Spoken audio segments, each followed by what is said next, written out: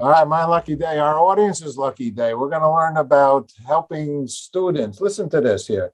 When a child awakens to the possibilities in their lives, hope, purpose, and determinations flourishes.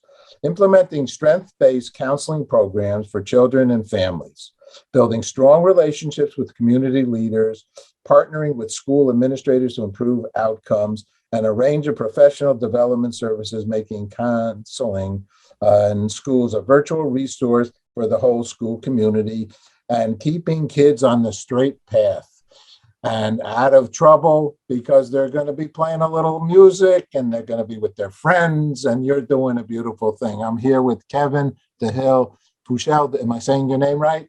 Dahill, Fuchel. So there it's you like, go. yeah, boom, boom. Boom, boom, bang, boom. Well, that's musical, right? Okay. Absolutely. The guy's starting right off here. So tell us, you got a big event happening. You have Ron Carter coming. You have Jon Batiste, I think, going to send a nice, kind, loving, caring message about what you're doing. But you'll tell us it's going to be at the Ethical Culture Honor. Can people still get in? Do you still have a ticket or two? We still have a ticket or two. There'll be day of tickets available. It's a really beautiful hall at Ethical Culture, if anyone's ever been there. Really nice open seating, big open hall.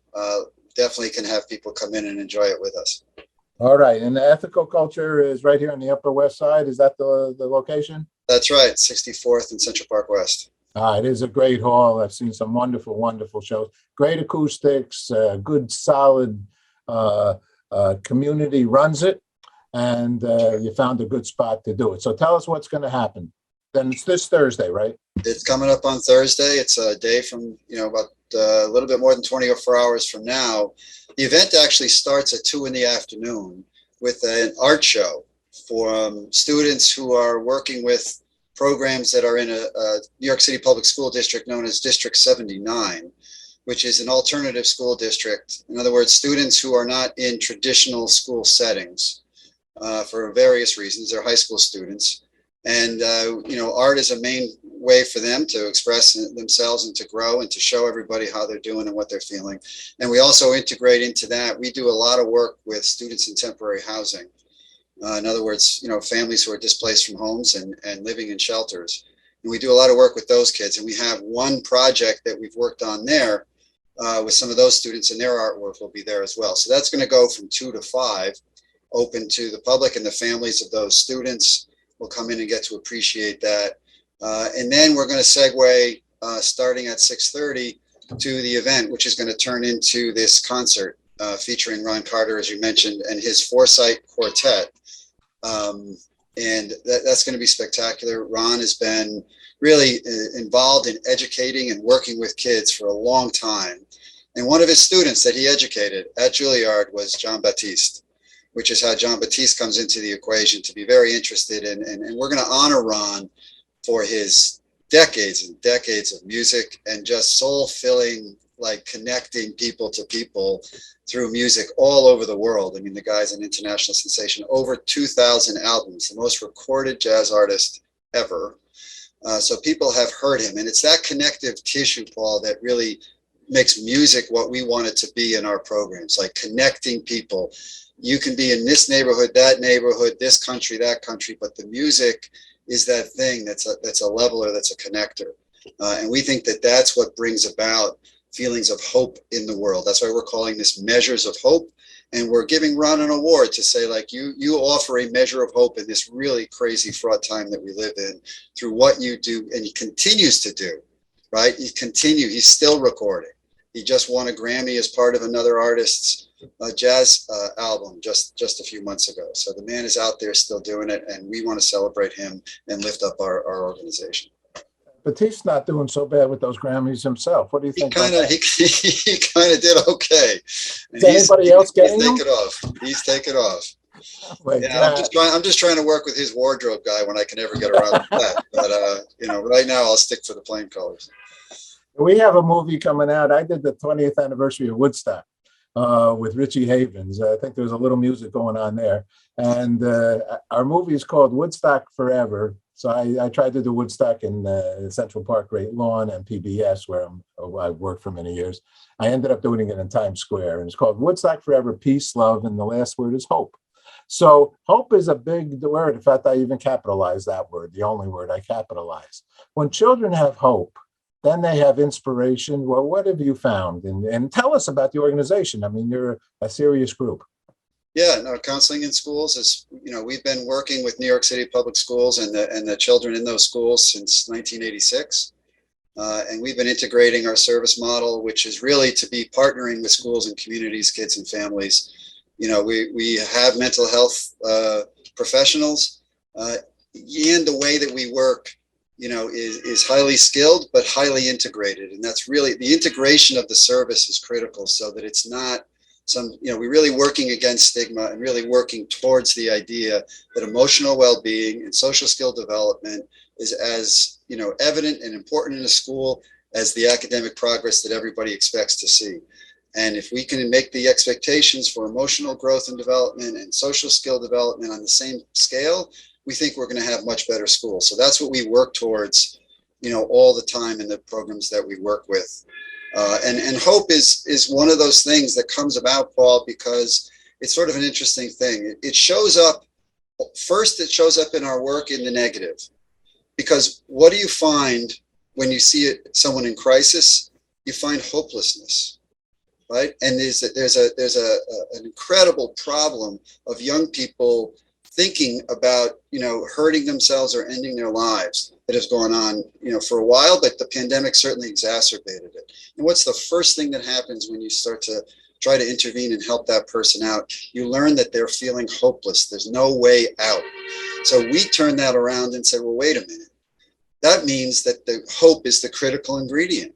How do you measure with what you're doing the success of making someone more hopeful? So we're playing with this a little bit with Ron Carter and measures of hope, because of course there's musical measures and there's all kinds of ways to measure anything. But we're really actually looking, from a social science point of view, to look at, what's the little meter that we can create to know that a child is feeling hopeful, and what are we doing to help that hope rise up? And that brings me back to the arts and music, because those are things that when kids get involved in that, either individually or as a group, you watch the hope come back in. Just like you said, that peace, love, hope, it's all in those packages, creativity. The creative process brings those things up and out. You can't help it. You can't help it. And someone like Ron Carter, Jon Batiste, the musicians and artists that our kids today want to listen to, whatever you think about, whatever the style of music is, they move away from that inspired in whatever it is. And that inspiration is what we're trying to get to connect to hope. Well, you obviously, I think you did say 1986. That wasn't last week. That wasn't last week. How about you? Have you been involved since 86? Is this your baby? This is not my baby, but not far off. I've been involved since 1993. So for me, it's been quite a few years, coming up on 30 in a year. So I've been with this, and it's very motivating. It's very important work. You just see the need for it over and over and over again. And I could say within our organization too, one of the things that keeps me here, and I started as a counselor and now I'm the executive director, that it's the people that come and want to be a part of this that have not allowed me to leave. I mean, I could have left for other this or that, but you don't want to, when you work with good people on something that's important, and the good people just keep coming, and the community of people who want to be a part of it, it's like, why do I want to do anything else? You know what you said that I think also is in essence, from what I see here, your DNA. You started as a counselor. It's like starting with CBS in the mailroom. When you start in the mailroom at CBS and you start to hand out mail to everybody, you start to realize how this place is running more than some executive that just walks in the door and takes some job. That's right. As a counselor, it would seem to me that you're hands-on. You know what they feel like, so you can administrate it. You can oversee it, and you can oversee the youth, and you can oversee administrators for it. So bravo to you. Well, thank you for that. Yeah, it's certainly been a great experience for me, and I do agree that I think that when you can see the picture from bottom to top and have felt it that way, I try to be.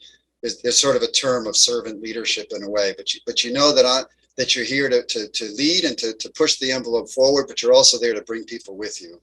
and support them. And you can't know how to do that sometimes if you really haven't walked a little bit of time in their positions. And so I'm fortunate to be where I am, and I really appreciate being here. It really is a great place. And so this event tonight, I mean, one of the things that hopefully happens when, for the people who come who've never met some of our people, but you just talk to any one of them and you're like, Jesus, these are great people. They're just good people. I don't know what else to say. They're doing I see a work. network They're skilled TV as can show. be. I see the whole thing, and I'm like very frustrated. I won't be able to be there because of family commitments and so on and so forth. But let's make this the first, and we'd love to. I want to invite you to be. Have this Peace Day event, the International Day of Peace, September 21st, that we've been doing for 20 years. Central Park, Times Square, so on and so forth. And I want to let's have a meeting and see how we can do some more. We did at one time have the schools of New York, their Respect program, I think it was called. Operation Respect? Yes. Involved with what we did. We did something up at Middle School 238 up in the Bronx, and they did artistically. We have these peace poles that we've got another organization, May Peace Prevail on Earth, about 250,000 of them around the world. And the class, they put created art on that peace pole. It's so good. And so sad, and I pray that there's so much money that these Board of Education seems to me they get, and then I hear sometimes, well, we're not going to have an instrument program, we're not going to have an art class, and I say to myself, what are you? I mean, this is where people can really be. I mean, you can read a book about history, and so history's over. Today is the day. Live in the now. What do you think about that, and the way that the schools go about it? I think is problematic. Well, I think that because I don't think they connect it all to the kind of thing I'm talking about, right? If they connect it to, and people are saying this a lot right now, so maybe there's some ears opening, but they're connecting it to almost like it's a kind of a luxury. It's sort of like, it's nice if we could. Right? Yeah, maybe you take piano lessons for a few years as a kid, and then you grow out of it because there's only a few master pianists in the world anyway. So, if that's your, if you're one of those, you'll find your way to that school, right? But I think what we're all saying is that no, this is like music is one of the things we also say, right? We talk about hope, we talk about healing, and the music and the arts are healing. So right now, a lot of us are struggling with all kinds of challenges that COVID brought about. We've got stories of kids who've lost, generations in their families, not just a few members to COVID going on, and orphans. And then you got immigrants, and you've got all kinds of situations kids coming in with where music soothes the soul. It heals, it binds, it gives hope. Those are the things that music does. And I think when schools start to see that, because they're going to struggle right now, right? You're hearing struggles with getting kids to attend school. You got struggles with people being able to sort of be back in compliance with the way schools are supposed to run, and the kind of, you call it discipline, but the kind of regimentation that schools need in order to house large groups of kids. Well, they're not complying so much with that right now because there's too much other stuff going on.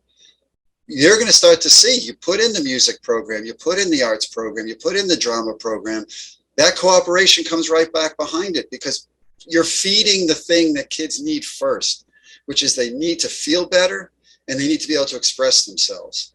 After that, then you can tell me about, what happened in 1619, what happened in, 1964, what happened in, 1984. I'm ready for that then. But if you don't recognize that I am coming in here, an anxious mess, ripped up inside from a number of things, and don't even know if I can sit still in my chair that I even want to be here, you don't deal with that, I'm not, we're not going to have a good experience together.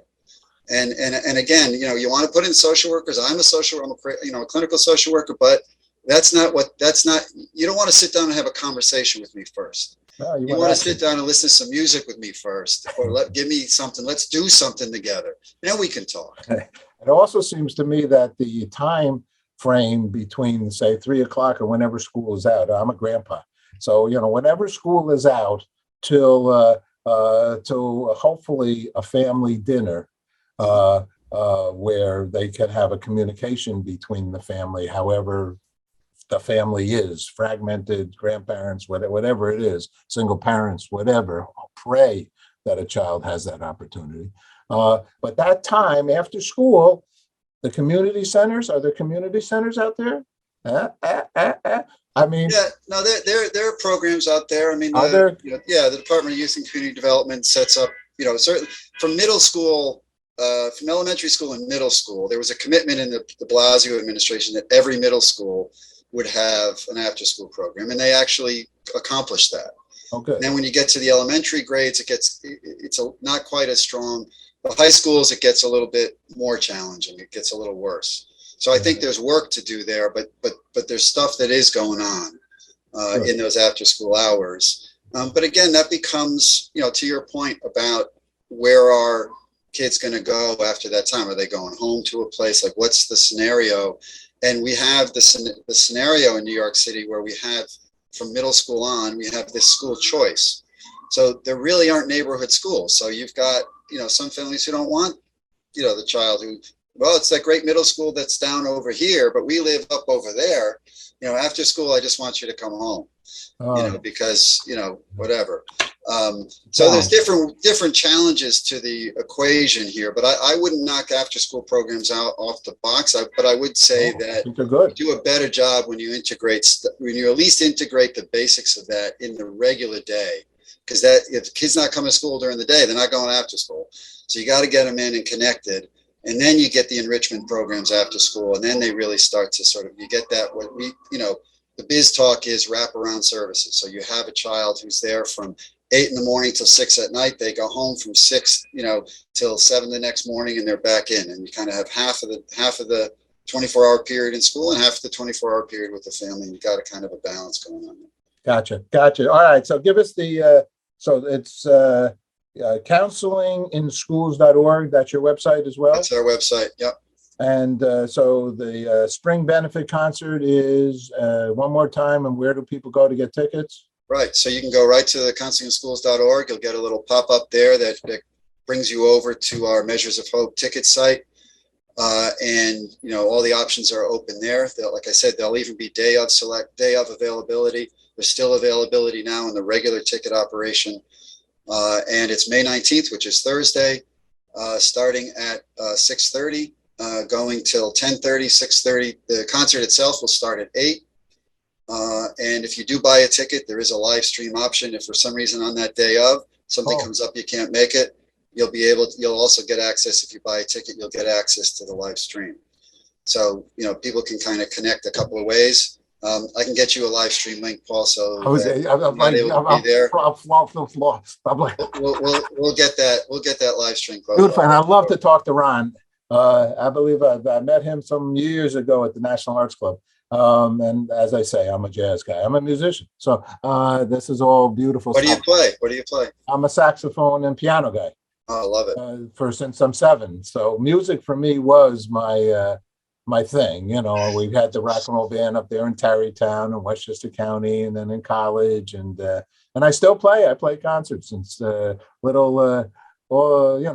the time. So for me, music was that outreach, and all my buddies were musicians. So that became my community. It's funny you say that. Ron, Mr. Carter came to one of our elementary schools last week and visited with a program where we do some music with kids on the Upper West Side, PS 191.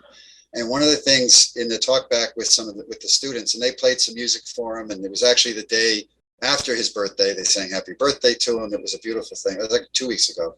And he spoke to them. And one of the things, I forget the question that someone asked, but his answer was, one of the things that has kept me in music is that I've met wonderful people and had wonderful friends my entire life because I continued to pursue music. Just to your point. And I think that's, I was saying that about my journey as well. Like when you find that community of people that you feel really akin to, and sometimes it's in your passion, sometimes it's in your profession, but you don't let those go. They keep you in the world. And I would throw into, to close the circle, they keep you hopeful, because people keep us lifted. Yeah, and if and I will add one other thing. So interfaith, all faith minister myself, and spiritual. I'll add one more thing. It's not the faith. It's faith is a good thing too, but it's being a good guy or a good girl, Yep. because people, and humble. And Ron Carter is known, and Jon Batiste, as flashy as that dude is known to be a good guy. And I can see you are that same way. You make people feel comfortable. And so that's a very important strength. Ron Carter could be the greatest of the greatest musicians, but if he's a wise guy, you don't have a happy life. And I think that's part of what it all boils down to in the end, too. I agree 100%. Last question, just because, and I want you involved with our Peace Day in September, and we'll figure out how we can make this all happen. What does peace mean to you, Kevin? Wow, it's a great question. I think, I just off the top of my head, I mean, I guess I'm thinking that peace is, is relationship. It's a harmony. It's a kind of common understanding amongst people. Yeah. That's beautiful. I love it. I'm just going to mention one thing. I usually don't, but just because I have the freedom tie on, and Richie Haven started Woodstock with freedom, of which I didn't go to. I didn't even know about it. But the point is, to be free, to be able to be those kinds of things as well. And we're a lucky place, and we should all be free, and we should all be living a beautiful, hopeful, loving life, as you talk about. Absolutely. You're a good man. Thanks so much. Thank you. Thank you, Paul.